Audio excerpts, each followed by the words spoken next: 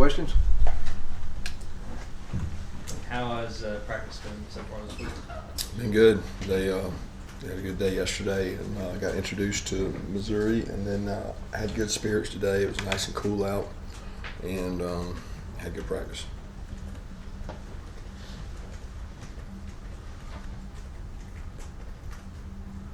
Raise your hands.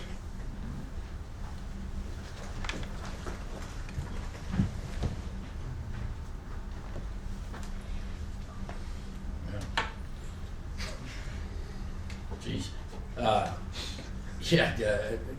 Coach White told us yesterday that he was going to dress up as Ricky Bobby for Halloween. I was just wondering what you're dressing up for. Who? Ricky Bobby from No, Talladega who said Nights. that? Coach White. Oh, basketball coach. I got you. I was like, I thought one of our coaches or one of the SEC coaches. When's Halloween? Seriously, it's tonight? Oh, it's tonight? No, I'll be up here working. I'm grinding. My kids are past the age, really. I mean, Andrew might be doing something, but we'll be rolling tonight.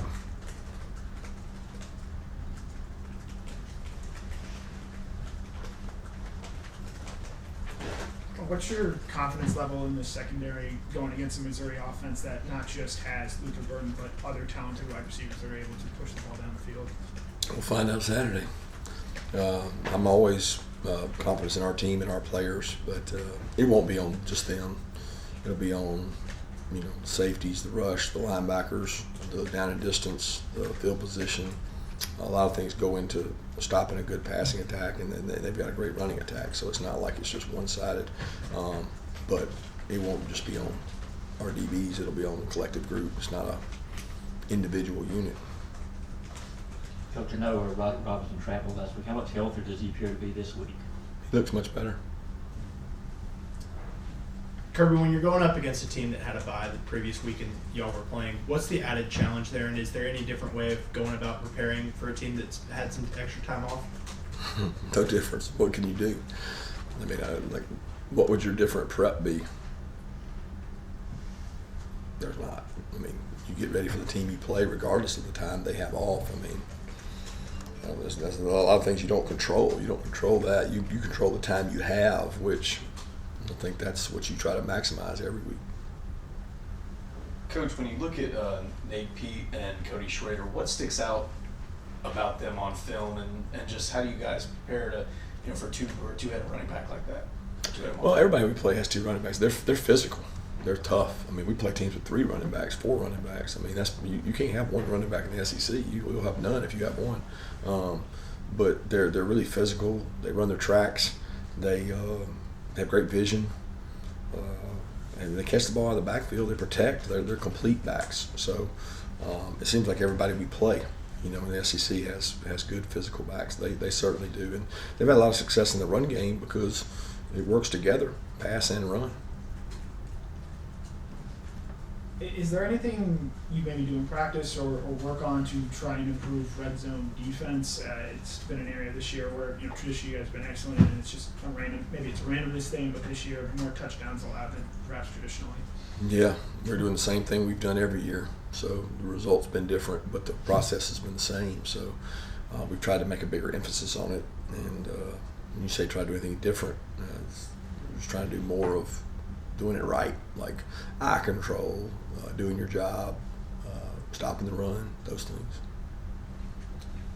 We're going to talk to Jaylen here in a little bit. Pretty clear impact that he had on Saturday. What have you seen from his development, particularly as a pass rusher? Work ethic. I mean, he's committed to it. He works his trade, his craft every day. I thought Schumann did a great job pointing out. He took every rep on a Friday walkthrough to really work his pass rush move in a walkthrough, like physically, mentally taking his steps, dropping, rushing, stripping the quarterback, and then I'll be danged if he didn't do the exact thing in the game. And we could put that clip, those 3 clips he had of doing that back to back, and show the players that being intentional in a walkthrough and being locked in a walkthrough can have incredible value.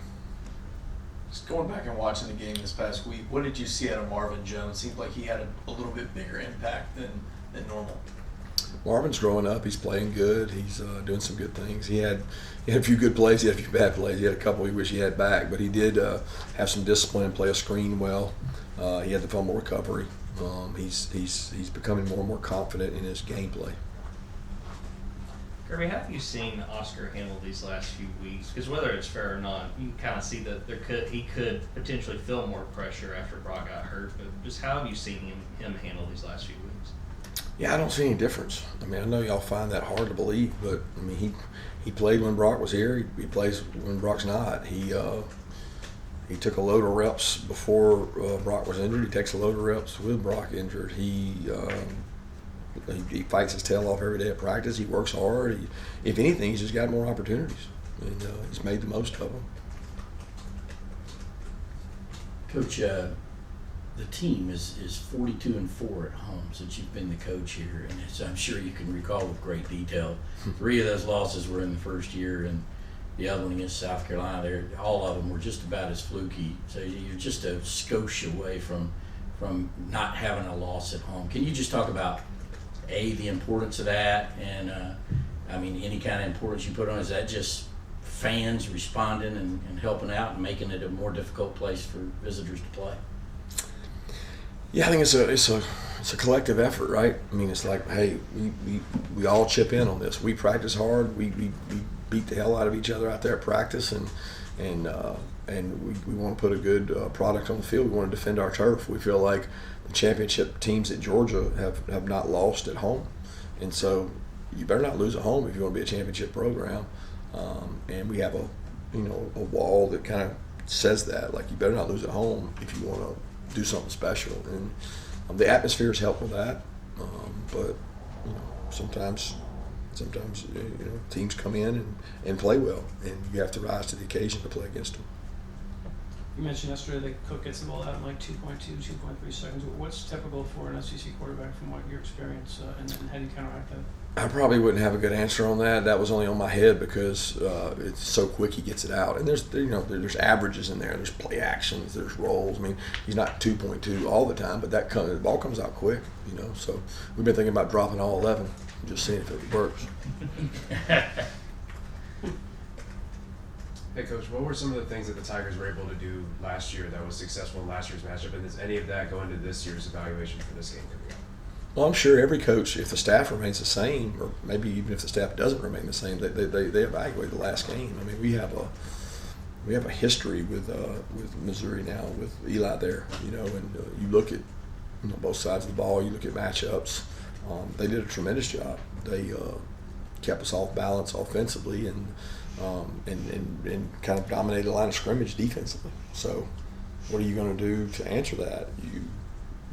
You got to be able to impose your will. You got to be able to run the ball, play action. You got to be efficient. You can't waste down in distances. You can't get negative lost yardage plays. You got to stay ahead of the chain. Same things they're saying they got to do on us, we got to do on them.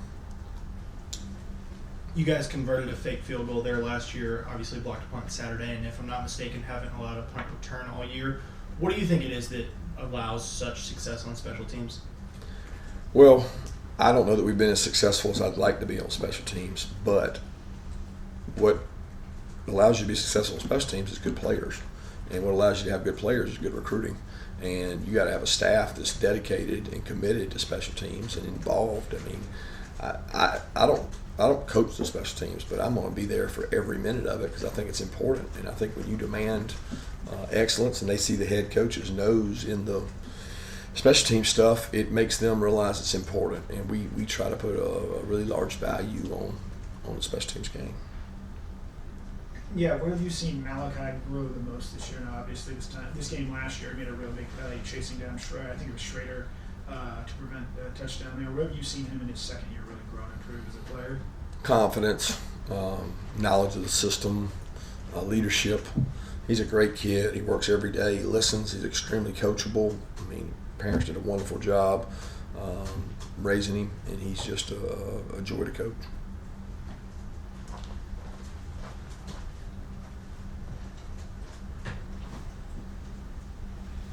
Just wonder if there's any play in college football harder to defend than the slant. And it seemed like Florida was having some early success on that, but it truly is a difficult thing to defend. What's your sort of philosophy when you're talking to cornerbacks about trying to defend that in man coverage?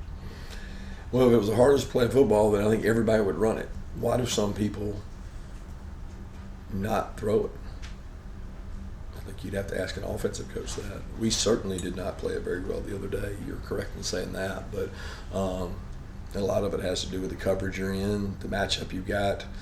It's a very often batted ball a lot of times. A lot of it has to do with spacing, time of the game, down and distance.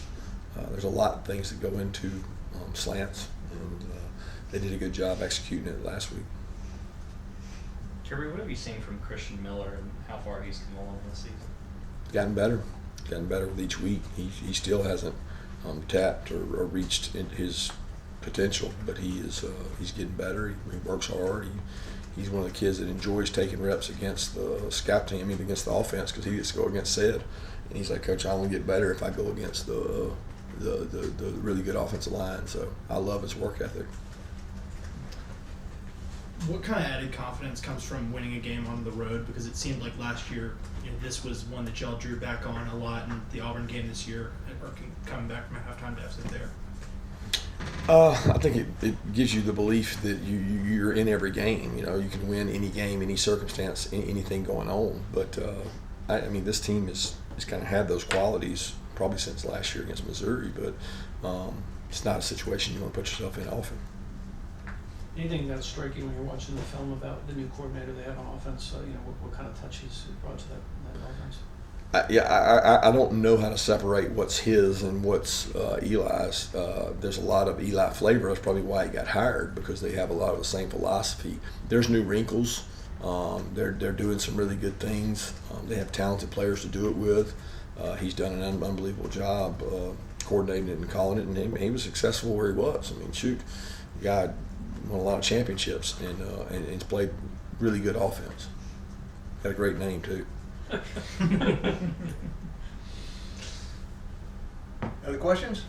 Thank you. All right, thank you.